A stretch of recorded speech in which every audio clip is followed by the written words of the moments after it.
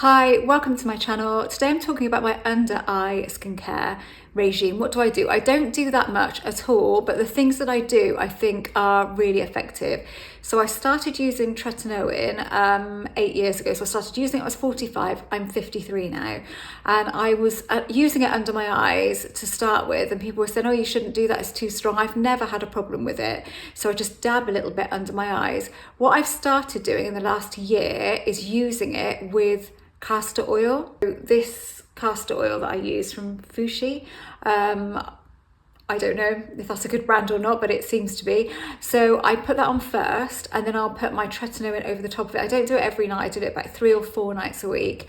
So I dab this in, and then I'll dab the tretinoin in after. And the tretinoin I'm using is by Abaji. When I finish this tube, I'm going to stop using Abaji. I love it. I absolutely love the consistency of it, and it's my favourite one to use. But you're looking at £125 compared to £25 or £26 if I get it from Dermatica. I like Dermatica too, but it's very light, and I like the thicker cream really, but the price difference is kind of crazy. So I think I'm going to do that and go back to my subscription with them. But I found that those two together are brilliant for the under eye area. The only issue I have with castor oil is, and this is not, most people wouldn't suffer this, but I seem to, and I guess it's because my skin is changing because I'm coming into menopause now. I'm sure I'm going to get there eventually. I must be coming into it. I must be by now. Is my skin breaks out. If I get castor oil on anywhere else on my face other than my under eye or my neck, I do use it on my neck, I just break out. Like you can see that I've got some scarring here, and that was from having it on my hands and having a bit on my hands and just kind of rubbing it into my face without thinking, and then thinking, oh damn it, I'll be fine.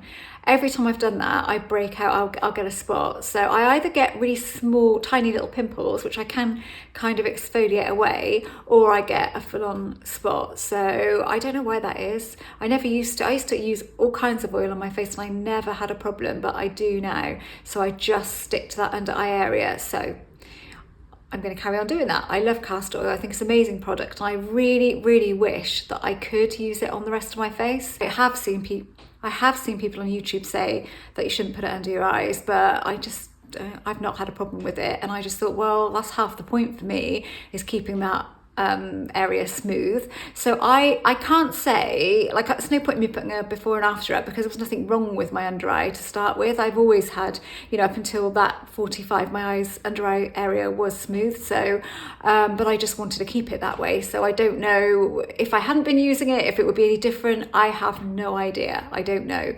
But all I can say is it's stayed smooth. And I do think that the castor oil has kind of really helped that process.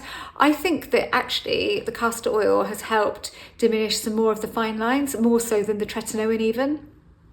I don't know if that's possible. It seems to be, or maybe it is the combination of both of them. I don't really know. But I'd say if you can't use tretinoin, you find it's way too strong for you, or you can't get it on prescription, just use castor oil. Castor oil and frankincense. I've got another little pot, so I mix some castor oil and frankincense. Sometimes I use that.